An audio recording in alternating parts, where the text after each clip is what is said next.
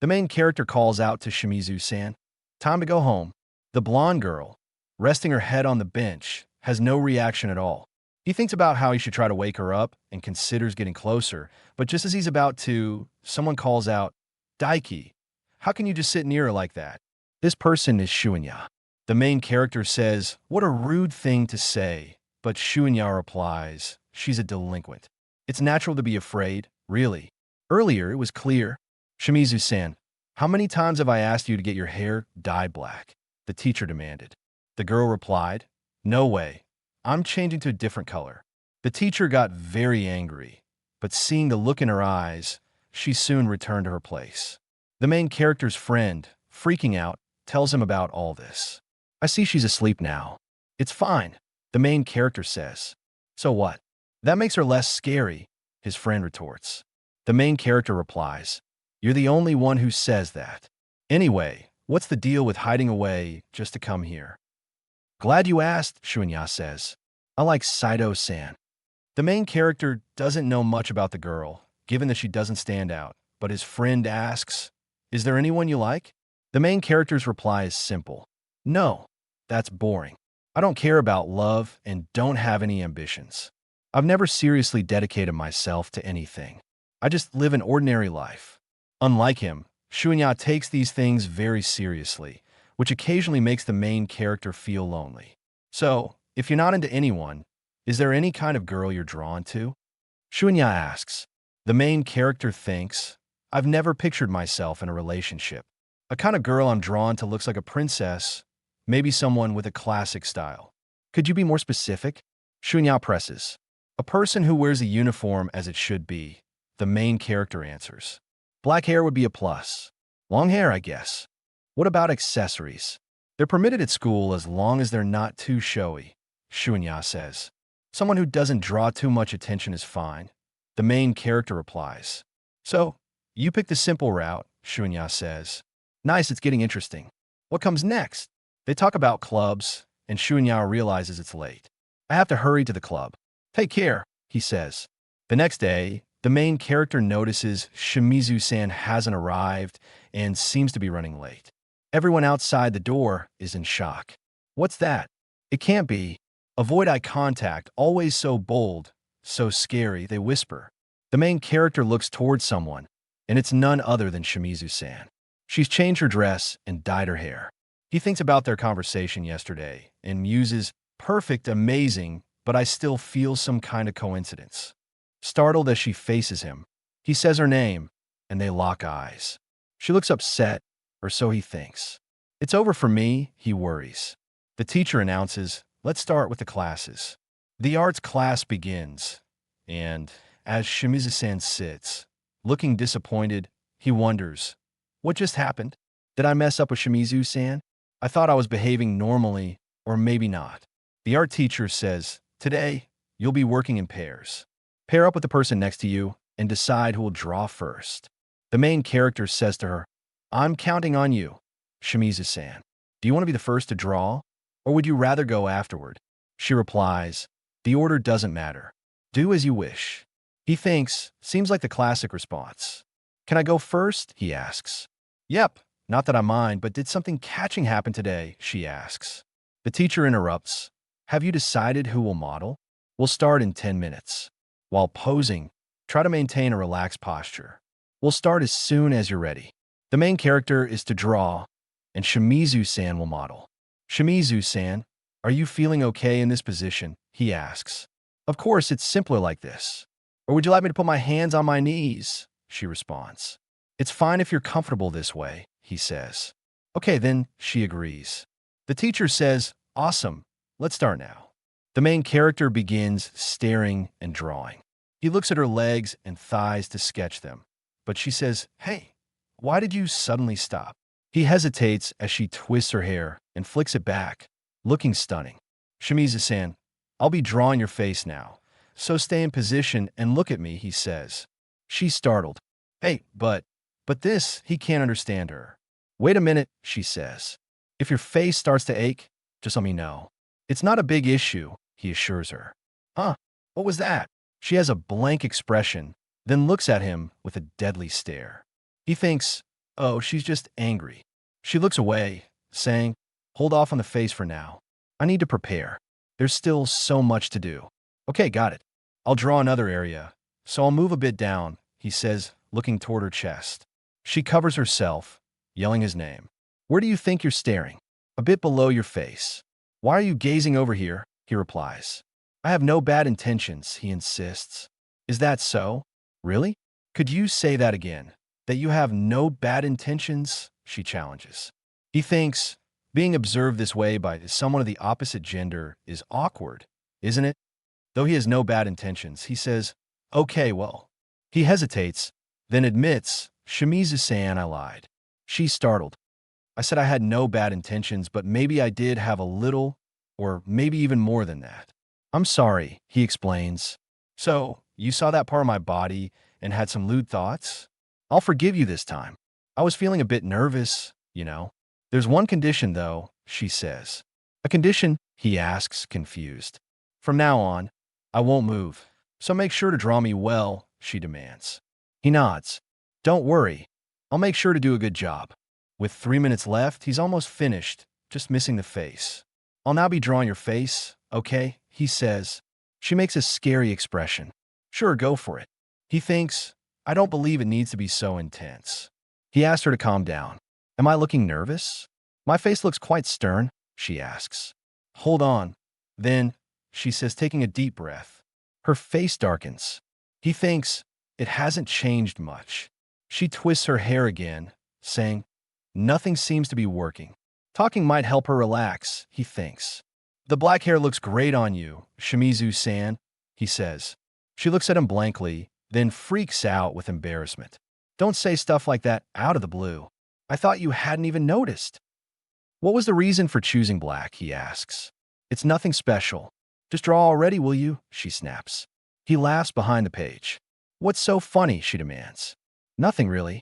I just didn't expect you to make such funny expressions. I've been enjoying myself since we started chatting, he says. Her flustered face calms down. Do you say that to everyone? She asks. He thinks, then says nonchalantly, I'm just saying this for the first time. She relaxes more.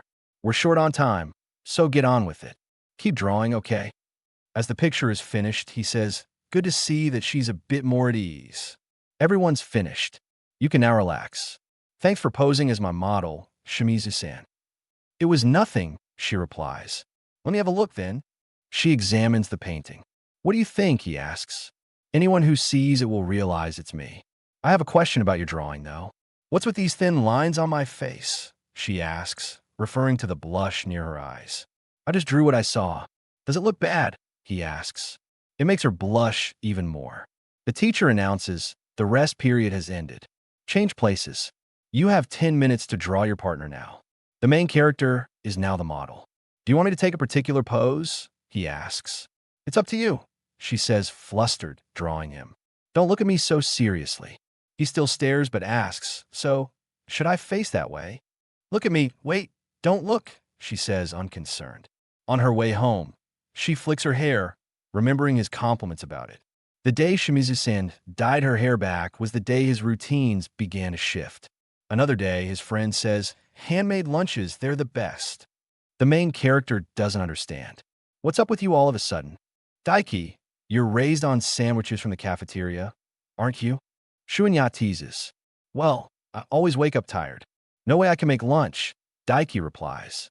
In that case, if the girl you like makes your lunch, would you take it? How would you react? Shunya asks. That would make me really happy, Daiki says. Right? Even better if it's something you wanted. You seem really excited, Shunya says. I wish it were an omelet or Maggie, something related to pork. It would be a dream to get a lunch every now and then, Daiki says. By the way, we have cooking classes tomorrow, Shunya reminds him. That's right. If I were in Saito-san's group, I could taste her food, Daiki says. It would be nice to cook together. Are you interested? Shunya asks. I often do it on my own. Sometimes I wish I could cook with someone else. My sister never helps with household chores, Daiki says. Oh, it would be great to cook with someone like you, Shunya teases. No, not necessarily with someone I like. Would it be better to cook with someone I have a crush on? Daiki wonders. The delinquent girl, Shimizu-san writes all this at high speed. Is there a girl in your group, Daiki? Shunya asks. For now, it's just Shimizu-san, Daiki replies. I don't remember ever seeing her in cooking classes, Shunya says. Daiki, a bit optimistic, says, it'll be fun together. We're going to make sautéed vegetables. Let's do our best. The next day, in cooking class, everyone says, as we decided, we'll make sautéed vegetables. The group will split into different roles, so everything runs well. Here comes Shimizu-san, and everyone is in shock. Shimizu-san? She's never come to class before. Why today? So scary. The main character waves to her. We're in the same group. Let's do our best. Also, the apron looks very good on you. She smiles, blushing, and the teacher says, you can start now. Others ask, who'll cut the ingredients? I will, Daiki says. Are you sure? You're alone, though. It's quite a task, someone says. I always get it. I'll help you, Shimizu-san offers. Other students tremble. She says, I'm going to cut the vegetables and ingredients as well. I'll go faster if we work together. Besides, if I don't help, they'll say I didn't do anything. Daiki appreciates her help. Do you like to cook? He asks. She trembles nervously. Count on me, she says, and he finds it cute. He wonders what she was thinking during her break. Will you be okay? Do you really think you can do it? He asks. Leave it to me, she says, then goes blank. I'm really worried. It'd be cruel to leave her alone. I don't see why I doubt her, but I don't know, he thinks. Let's work together, Shimizu-san. How about we divide it by shift, he suggests. Yes, I've got it, she agrees. Shimizu-san, would you mind starting with the cabbage? Just adjust it to a more suitable size, he says. Got it, she replies. He starts with a carrot. She places the cabbage down with full force on the cutting table and grabs a knife in a stabbing pose. Daiki sweats, saying in a trembling voice, Shimizu-san, could you lower the knife for a moment? She doesn't understand. Yes. What were you about to do, she asks. What are you talking about? Weren't we cutting the cabbage? She replies. Okay, but that's not how you should hold the knife, he says, demonstrating chef's grip. She says, trembling, I was nervous. I always hold it like this, you know. Indeed, cooking in front of people can be tricky, he says. Exactly, but I'm okay now. Shall I go on? She asks. Any doubts, feel free to ask me, he replies. She starts cutting the cabbage with precision, but he stops her. Wait, what's going on? She asks. What way of chopping is that? He says. I was going to cut it into small strips, she explains. It's not exactly wrong, but we're doing sautéed vegetables today. It shouldn't be thin, he says. She's confused. Really? He thinks. It almost ended up as sorted vegetables and grated cabbage. What's the right size? She asks. I'll show you. First, cut the vegetable in half to make it more suitable, he says. She tries and does in one go. Like this? She asks. Well done, he says. Maintain the pace while cutting. She understands and cuts everything into perfect sizes. Next is the onion. As she picks it up, Daiki thinks his part is almost done and wants her to work quickly. Keep your left hand like a cat's paw, he says. A cat's paw? She wonders. I forgot to mention earlier. Look like this, he says, making a cute cat pose. So embarrassing, he thinks. You didn't need to do it with both hands, she says, taking a boxing pose. Like this. He stares blankly, thinking, you go to kill someone, aren't you? Wait, isn't this correct? She asks. Don't worry, it's all right, he says. It looked like a fight was about to break out. Do you cut it like this? Yep, that's all right, he confirms. But maybe adjust the cat's paw position. Where do I position it? She asks. Let's see. Position your middle and index finger at the center of the knife, he explains at length. How am I going to do that? She asks. He gets an idea. The ideal would be for you to try it yourself. He says abruptly, lend me your hand for a minute.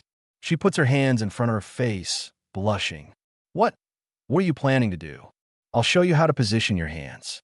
I thought of holding them to show you how it's done, he says, then thinks she probably doesn't like being taught. He apologizes. If I made you uneasy, no problem. I said it's okay. You can take my hand and teach me, she says. He's shocked. Are you sure? We can't go back now, she insists. He takes her hand, and she's amazed or surprised. He teaches her how to cut vegetables. Everyone watches in shock. She snaps. Has anyone lost anything here? Everyone scatters, scared. All good? Not putting too much pressure? He asks. Ugh, this shouldn't be like this. Something's wrong, she says. He apologizes, but she says, I feel like I'm causing trouble. Don't worry. Nothing is perfect right away. Place the blade where you want to make the cut. Keep your hands like a cat's paw. Now, start cutting like this. You're nailing it, he encourages. The onion is chopped. He thinks, I was nervous at first seeing her, but a noise interrupts, and he sees Shimizu-san has mastered the cat's paw technique. He's shocked, thinking she looks like a kitten. How cute. She doesn't understand what's wrong. Nothing beyond perfect, he says, happy. Shall we cut the rest now? He asks. Sure, I'll handle it, she says. Both are excited as the sautéed vegetables are made. So delicious. At the beginning, I thought it might go wrong, but I'm glad we managed. Enjoy your meal, he says. She joins her hands and munches. It turned out great, right? She says proudly. What a relief. So flavorful, he thinks. She asks, Can I ask you something? How did you feel about cooking with me? He's bland. How do I feel? I must admit, at first, I was afraid you might get hurt. She feels down, but he adds, However, I'm so happy we got to cook together. It was a blast. I was happy it was fun because you really put in the effort. It would be nice if we could do this again in the next class. She stammers, blushing, rolling her hair. Well, if you want, we can do it again. He smiles and laughs. What's so funny? She asks. I thought you'd turn me down, but I'm counting on you next time, Shimizu, he says. She proudly says, Yes, it can't be helped.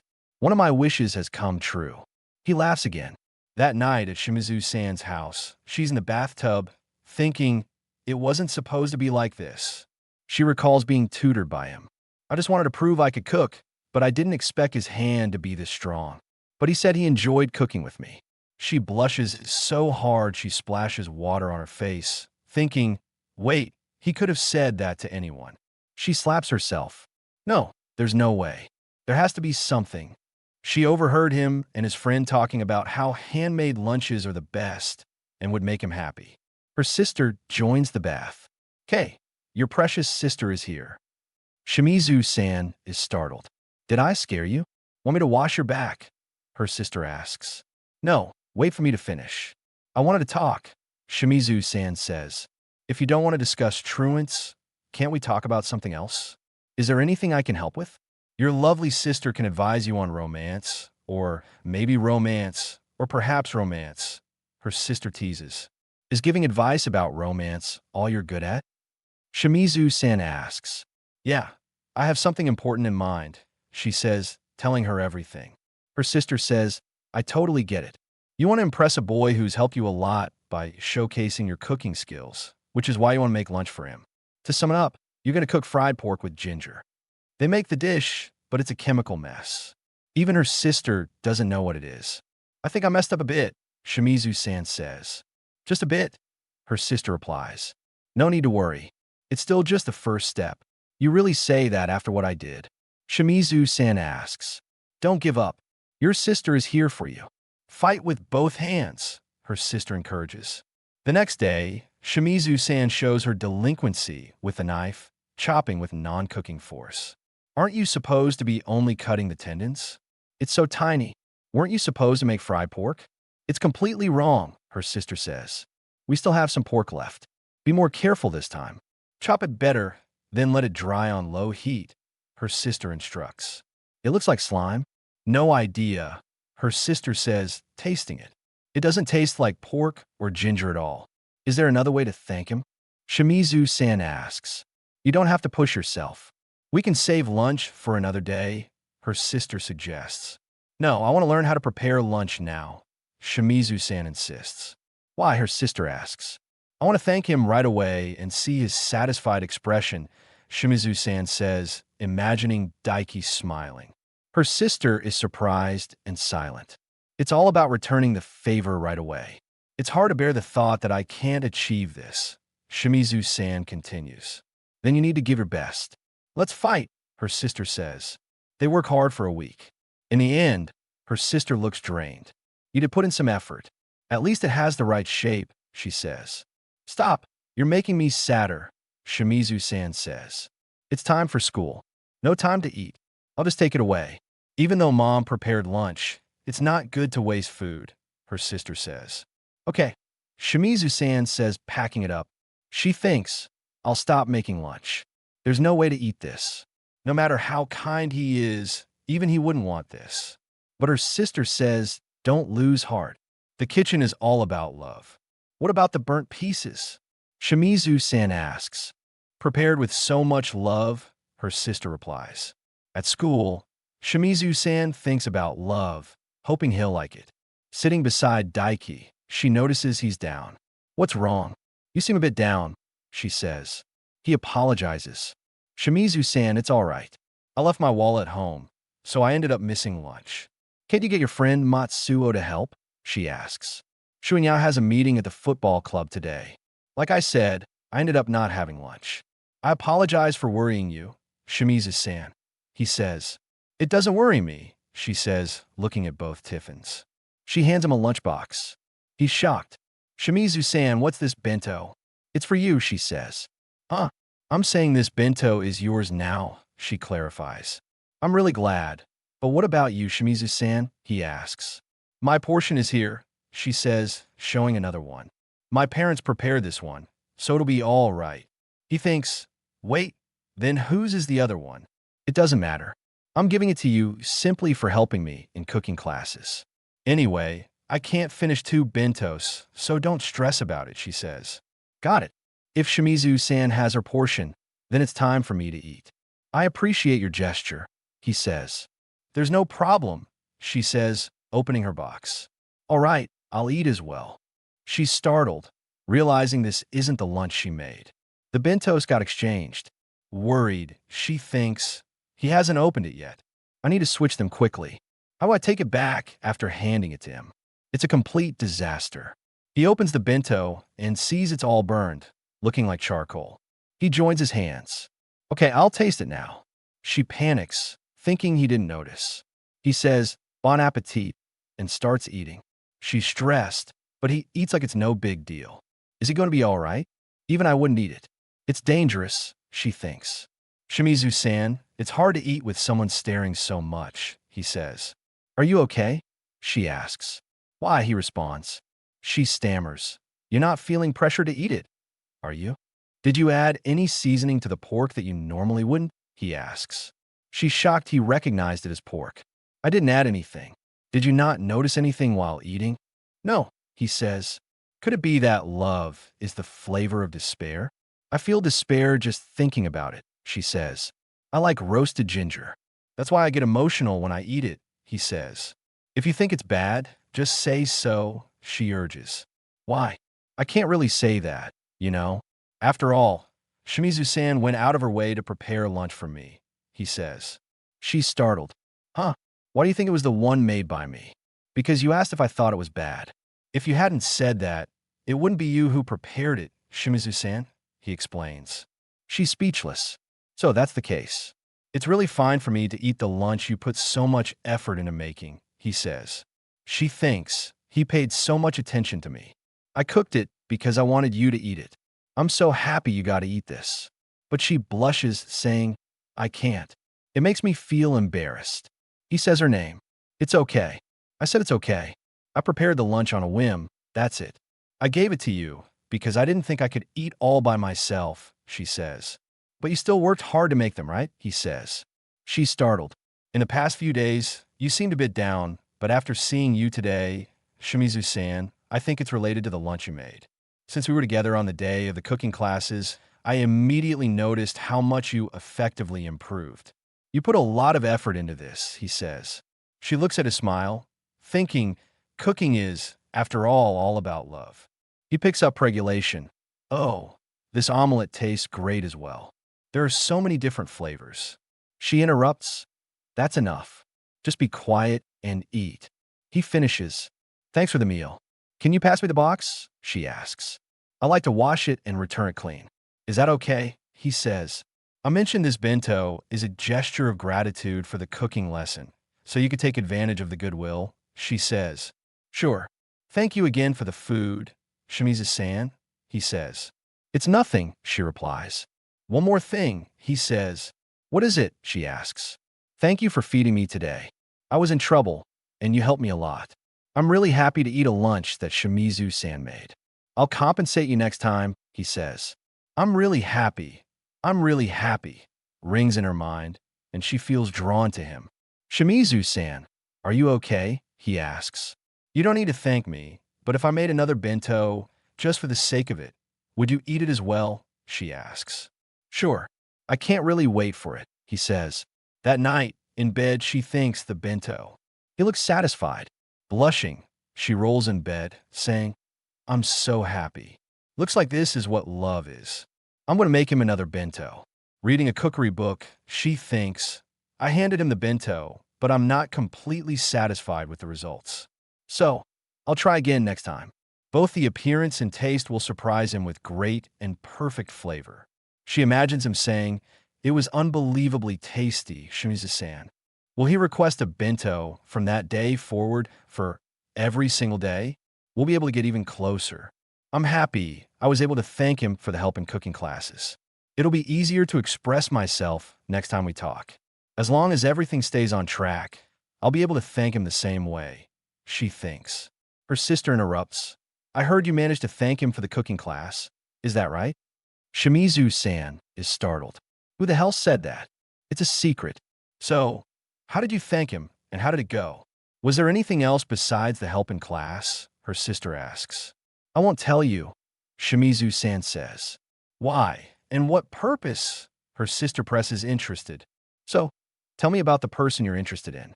Why don't you ever tell me anything? Not a chance, Shimizu-san replies. But I want to talk about romance with you. Isn't it fun? Her sister says. I don't want to. Besides, you're the only one having fun, Shimizu-san retorts. That's not true. I'm great at giving advice.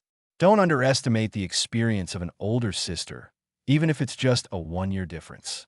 A year is still a year. Trust your sister, okay? You don't have faith in me, her sister says. That's because you're always talking with that weird attitude, Shimizu-san says. I hope you haven't forgotten. Your big sister helped you in the kitchen, you know? Don't you recall that I ate your awful meals too? Her sister teases. Shimizu-san is speechless. What type of person is he that you're interested in? Her sister asks. Hesitant, Shimizu-san says, just a bit, okay?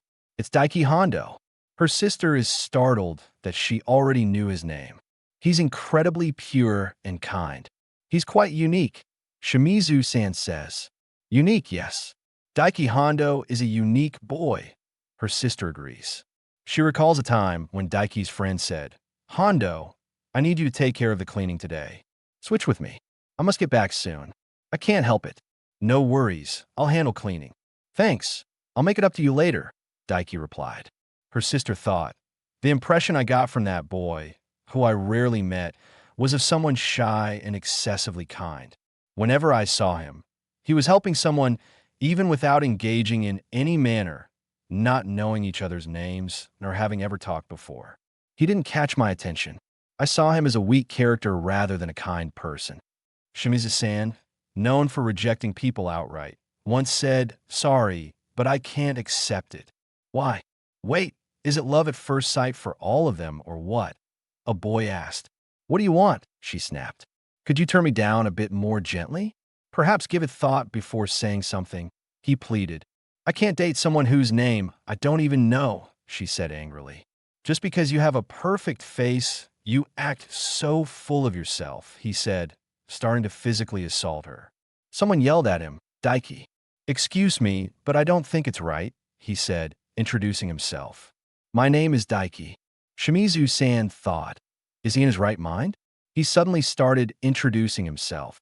The boy demanded, tell me, what's your relationship with her? She's someone I just met, Daiki replied. Someone who's not even her friend, nor her boyfriend has no right to get involved in my confession, the boy argued. Daiki apologized. If everything were already all right, I would have let it go, but you grabbed her hand tightly. That's why I had to step in. I had to. The way she rejected me was horrible, the boy said. It's fine. You've done enough. I'll take care of it myself, Shimizu-san said. But Daiki said to the boy, "You shouldn't put a hand on her. This will make you become a bad person." The boy was startled. Daiki spent time convincing him, and he accepted his fault, admitting he got carried away. Shimizu-san said, "From now on, I'll watch my words more carefully. I'm really sorry." They made up, and Daiki said, "Good to hear," before leaving. She thought, "Wait, is he going to say something like, 'I helped you, so let's date'? Otherwise, why would he help someone he doesn't even know?" But Daiki said, "In any case, I'll take my leave." Her imaginations shattered. No, this is the normal thing to do. "I'm just overreacting," she thought. She stopped him. "What's wrong?" he asked. "I wanted to ask you a question," she said, thinking, if it was just to help me, why do I feel something is bothering me? "Did you end up here by coincidence?" she asked. He was startled. "You wouldn't be here without a good reason." "Do people actually get into dangerous situations without thinking beforehand?" she continued. "Well, that makes sense," he said. "How did you end up here?" she asked. "Actually, I was heading to class and saw you go to the back of the school with the boy. I knew he had a short temper, so I ended up worrying," he explained. "So, that's why you followed me?" she asked. "Yes," he confirmed. She was startled. "You really are a good person. For someone who's neither a good friend nor an acquaintance, not everyone would go to such lengths." "It's really not like that. I'm doing this for my own sake," he said. "Your own sake?" she asked. "If I didn't do anything and you ended up in trouble, I'd end up hating myself. That's why I chose to intervene," he explained. "And isn't that a good way to be?" she said. "People who are truly good are those who don't want to see others suffering. I do these things so I won't feel sad. I behave like this to prevent distress. That's all," he said. "That's why you took such a risk? Don't you mind getting hurt?" she asked. "That's also something I don't like, but the regret would be even more painful," he said. His words worked like magic on her. She thought, his sorrowful expressions worried me. Has he ever faced such intense regret? He continued, "That's the reason. Don't you forget about what happened here and continue on. If you keep acting this way, someday you'll end up suffering the consequences, you know," she warned. He was startled but said, "Thanks. I'll make sure to be careful." She thought, even though he says things like this, he'll likely do it again. What a peculiar boy. Since then, she began to see him in a new light due to his unprecedented nature. She started tracking him with her eyes wherever she encountered him. It wasn't what she had anticipated. Her sister said, "I realized something.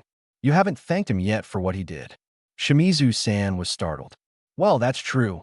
Although we're in the same school now. Maybe because I dyed my hair blonde, he seemed to treat me as if it's the first time we're meeting." "Oh, so it might be more difficult to express gratitude now. Is that so? But now I want to get things right. During that time, I was unable to say a word of thanks. It's something that's been troubling me for quite a while. I wonder if he has already forgotten about it," she said. "Hey, Daiki is a nice guy, don't you think? I can see why you like him," her sister said. "No, that's not what I meant. I thought we were talking about how unique he was, remember?" Shimizu-san clarified. "Well, sure. He's a unique boy. That's why you're interested, right?" her sister teased. Shimizu-san blushed. "Be quiet. As for expressing gratitude, why not use another method?" her sister suggested. "Another method?" Shimizu-san wondered. "Invite him on a date," her sister said. Shimizu-san trembled, going into an absolute fever at the thought of a date. During her middle school days, Shimizu-san was very popular. People proposed to her every day. She would ask the boys if they knew each other or had talked before, but they'd say it was love at first sight. It was all about her looks, and no one cared about her inner self. "That's why, when I entered high school, I changed my appearance," she recalls. "It worked instantly. People stopped coming around. But one thing shocked her. The main character, Daiki, who said, 'Nice to meet you,' treated her like a total stranger. She thinks, it's not surprising he doesn't recognize me with such a drastic change. I wonder if he's even trying to avoid me. For now, it's fine." She overhears a conversation between Daiki and his friend, Matsuoka. Matsuoka asks, "Are you scared of her?" Daiki replies, "Why?" "Well, her blonde hair, while cool, breaks the rules. Plus, she gives you a death stare if you make eye contact. There are plenty of reasons she's scary," Matsuoka says, thinking no one's around. Shimizu-san is. Daiki starts to say something. Back in the present, Shimizu-san is blushing hard. Her sister teases, thinking about him. Daiki Hondo, right? No, that's not it, she protests. Your face can't hide it anymore, you know, her sister says. Sure, think whatever you want, Shimizu-san mutters. You're buying some cute outfit today to win him over, aren't you? Her sister asks. I don't think he's really into appearances or anything like that, Shimizu-san replies. Really? Tell me more about it. Her sister presses. I'm not telling you more. Anyway, there's another matter, Shimizu-san says. In the end, you want to look good for him, don't you? You're a girl, after all. Her sister insists that Shimizu-san accepts reluctantly. Well, hurry up, let's go. Don't pull me, her sister laughs. Shimizu-san thinks, I want to hear those words again. I was really happy. That's why, even on my days off, you fill my mind. At Daiki's home, his sister says, I have a mission for you today. What is it? He asks, washing dishes. I want my only chance to go to the shopping mall, she says. What do you mean right now? He asks. Once you arrive, get the game I reserved, okay? She explains. Why not you? He asks. She admits, I need to study. Actually, it's because I don't want to go out. Daiki thinks she's making a cute face, saying, you can't. But he accepts. Fine, I'll go. Thank you so much, she says, smiling brightly. He can't turn his little sister down, so he heads to Xenox Mall. He gets the game without issues and even receives a reward for reserving it. Now it's time to head back, he thinks. Then he spots Shimizu-san. She calls out, what brings you here? I knew it was you, Daiki says. Did you come to buy something? Well, kind of, she replies. Her sister chimes in, so you're Hondo? Cool, seems like it. Yep, I'm him, but who are you? Daiki asks, the Shimizu-san's sister says, I don't know who I am. Shimizu-san is shocked. Oh, are you Shimizu's sister? That's correct, but that's not all. Actually, I'm from your school. I'm the vice president of a student council. The supreme one, her sister declares. Daiki is startled. Is that so? I don't remember her. No need for such an exaggerated introduction, Shimizu-san says. So, Daiki, you came shopping too? Her sister asks. My sister asked me to, but I'm all done, so I can head back home, he replies. Her sister says, the day isn't over yet. Have you thought about something to do? Anything at home? Not really, he says. Why don't you have a date with us? She suggests, holding her sister in her arms. You know, in the pleasant atmosphere of a restaurant. At the restaurant, she notes, it's not crowded today. We got lucky. Seems like it, Daiki replies, thinking, I couldn't refuse, so I came along. What is her sister planning? Now that I think about it, is your little sister pretty? Her sister asks. Well, I might be biased, but yes, she's kind of cute, Daiki says. Who's prettier, her or me? Shimizu-san. She teases. Shimizu-san freaks out. What kind of question is that? Daiki replies, Shimizu-san isn't exactly pretty. I see her as more beautiful. These words hit Shimizu-san like a cannonball, leaving her blushing and mumbling. She stands up, saying, I'll get something to drink. Hey, don't forget mine. Tonic water, her sister calls. Leave me alone. Shimizu-san dashes away. She seems agitated. Daiki says, don't worry about it. It's all good, her sister says. But look at that. Shimizu-san is glancing at them from afar. What is she doing? She can't stop worrying about what we're talking about, her sister says. Is that so? She talks about you nonstop at home. You know, her sister reveals. Oh, that explains how you know my name, Daiki says, thinking, I wonder what she says about me. Shimizu-san went to get the drinks. She must have thought it'd be suspicious to take too long, her sister says as Shimizu-san returns quickly. Hurry and come back. She's got a totally serious face. I don't think she heard our conversation, her sister says. I hope she goes back to normal. Her sister continues. She's already beautiful, but lately, she's become even more stunning. Listen, that girl has been through a lot in her past and ended up completely distancing herself from everyone. That worried me, but she seems to be enjoying things lately, and that makes me really happy. I see, Daiki says. That's why. Daiki, I wanted to ask you a question. How do you feel about my sister? I want you to be completely honest. How do I feel about Shimizu-san? He thinks. We've been interacting a lot more lately. Shimizu-san is such a kind person, he says aloud. She and her sister hear this. We've been in the same class since first year. We usually sit together, so we ended up talking a lot. Shimizu-san never interrupts during conversations. She listens to the whole conversation and responds properly. She's a very good listener. At least, I believe she really makes an effort to understand what's being said to her. That's why I think she's a kind person, so strong in integrity. Her sister smiles. Integrity? I don't know about that. Not too long ago, she didn't follow school rules and colored her hair blonde. Knowing how Shimizu-san is, there must have been a reason for it, Daiki says. I get it. You really pay close attention to my sister. Do you mind doing a favor for me? Her sister asks. What is it? Daiki asks. It doesn't have to be all the time, but I'd like you to stay by her side. After she dyed her hair black, many eyes turned to her. I wonder, but I believe it's fine if it's you, her sister says. Daiki thinks about it and refuses outright. She can't understand why. Even if you don't ask me, I'll always be by her side, he says. I enjoy talking with Shimizu-san, so staying by her side, just because you ask, wouldn't make me wonder. Her sister is in a strange predicament. I see. Thank you, she says. Shimizu-san returns. Hey, what are you two talking about? They look at each other. Her sister says, nothing special. We were just wondering where to go after we eat. Really? Shimizu-san says suspiciously. Her sister winks at Daiki, and he agrees. Curious to find out what Daiki was going to say, her sister adds, Daiki says he likes talking to you, you know. Shimizu-san blushes even more. Haha, you're so easy to read, her sister teases. Hey, you shut up. Shimizu-san snaps mad. They get along so well, Daiki thinks. Her sister stands, saying, we're done eating, so now the real date begins. Where are we going?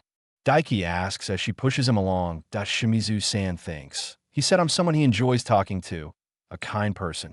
They're now shopping. Shimizu-san asks, is this the kind of clothes you like? Not exactly my preference. I like the comfortable type, Daiki replies. Comfortable? Is that so? Sorry for making you come shopping with me, she says. Her sister says, I just wanted a boy's opinion. Please help me. It's fine. I didn't have any other plans anyway, Daiki says. Shimizu-san, you're wearing pants again today, huh? You never wear skirts except for the school uniform, do you? Do you hate skirts? She asks. No, it's not like that. I'm not uninterested, but you prefer a modest style, right? He says. Did I say something like that? Oh, never mind. She replies. Her sister arrives. What about this one? I think it would look good on you. Shimizu-san's expression goes silent as she looks at the clothes. That's frilly stuff. It doesn't suit me. Choose something for yourself, then, she says. Okay, I'll try this one out, her sister says, leaving.